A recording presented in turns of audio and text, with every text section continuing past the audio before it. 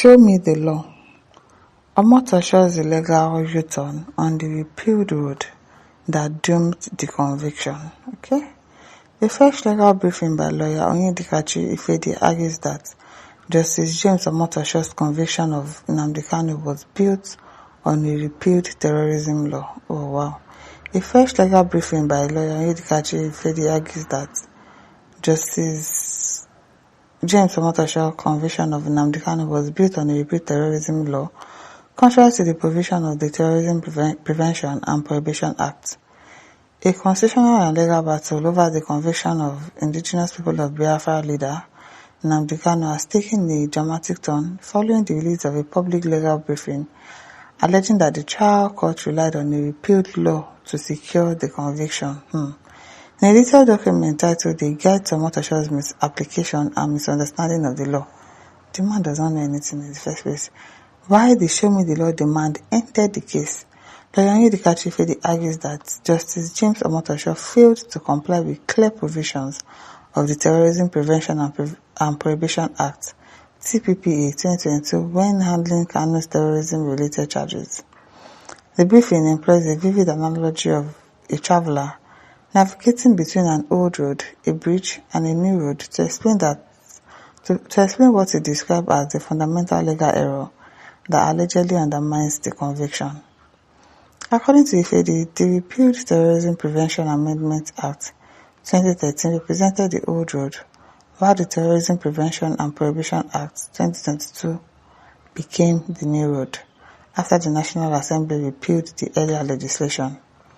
The bridge, he explains in Section 98, Subsection 3 of the 2022 Act, commonly referred to as the saving clause, which preserves ongoing proceedings initiated under the old law.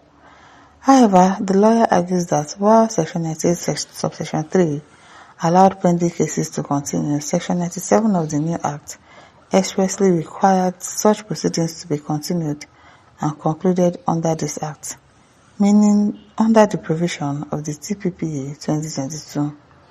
According to the briefing, the transition was mandatory and one-directional. The traffic flows only one way, no return to the repealed old road is permitted, the document states. The core argument advanced in the briefing in that Justice Omotosho acknowledged the saving clause and relied on it to keep the proceedings alive, but allegedly failed to complete the transaction required by the law. The document claims that instead of moving fully into the framework of the 2022 Act, the court continued relying on the repealed 2013 legislation when determining criminal liability and imposing punishment. Can you imagine using something from 2013 when there's another framework in 2022? Can you imagine? They know what they are doing. You think he doesn't know? He knows now. Ifedi described this as an illegal U-turn that directly contradicted the instruction contained in Section 97. According to him, Kanu repeatedly challenged the court to identify the specific provision of the TPPA 2022 that defined the offences and described the penalties upon which his conviction was based. That was where he was shouting, "Show me the law, show me the law." That challenge was encapsulated in a phrase that has now become central to the appeal: "Show me the law." The briefing argues that the controversy is no longer about whether the case survived the repeal of the 2013 law. Instead, it says the real issue is whether the conviction itself was grounded on a valid law that was in force when judgment was delivered. Drawing attention to Section 36, Subsection 12 of the 1999 Constitution, the document notes that no person can be convicted of a criminal offence unless that offence and its punishment are prescribed in the written law. According to Ifedi, the Constitution requires courts to identify the precise law in force at the time a conviction is entered. He argues that a repealed statute cannot satisfy that constitutional requirement. A repealed law is not a written law in force, that the briefing states. The lawyer further contends that while the saving clause kept the proceedings alive, it did not revive the repealed criminal provision or transform them into operative law capable of sustaining a conviction. The briefing also raises concerns about the trial court's treatment of the repeal issue. The legal briefing repeatedly returns to what it describes as a simple but unanswered question. It challenges the court to identify the exact provision of the Terrorism Prevention and Prohibition Act 2022 that defined the offences for which Kanu was convicted and prescribed the punishment imposed on him. The document insists that references to the saving clauses alone are insufficient and argues that legal theories about when the alleged offences were committed do not answer the constitutional requirement. Instead, it says the law demands identification of the specific written law that was in force at the time judgment was delivered. And I think that is a good question, really. They should answer it, really. They need to redress the situation. Somebody says, go to appeal court to seek redress. Kanu is already convicted for criminal charges. As Royal Princess, what do you expect from a country called Zoo, where a monkey is a king over the lion because of meat? Omotosho and his co-animals thought that they silenced the oracle. But God is on the throne. One day the sun shall rise again. James Omotosho should go and refund the bribe he took from Nnamdi and submit himself. Person will don't spend the money finish to the authority for questioning over Nnamdi Kanu's case. Oracle says, show me the law, Omotosho. Show me the law. Baboons and monkey.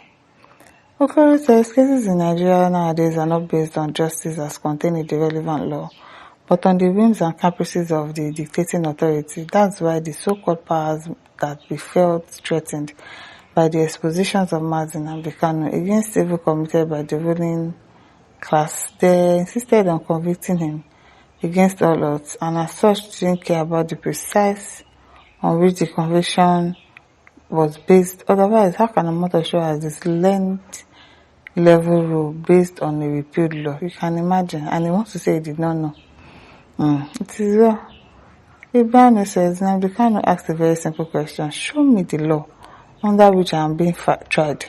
I think that the judge that is after justice should have simply cleared his doubts before rushing to pronounce judgment, even if that judgment has been predetermined. You get? It is well. Odike says, the stupid judge that does not know the law. He does not know the law. It's the truth. He doesn't. Okoro says, if the judge based his judgment on treason sentence, MNK to life imprisonment, then the judge judgment is faulty. Since penalty for treasonable offences is death, the judge compromised and must face criminal charges. Mumu Okoro. Mazir says, all his enemies will soon be in shame. Akadotan says, show me the law. Show me the law. Sasa says, Omotosho, show me the law. Our Gentle says, you can't see Yoruba and Hausa tribe commenting because this one has buried them alive. Haka says, I do not think MNK could have taken to a stance if Nigeria is on the right track and not the road. Let's think inward. Okay, my listeners, don't forget to like, share, subscribe. Thank you for listening. See you some other time. Bye.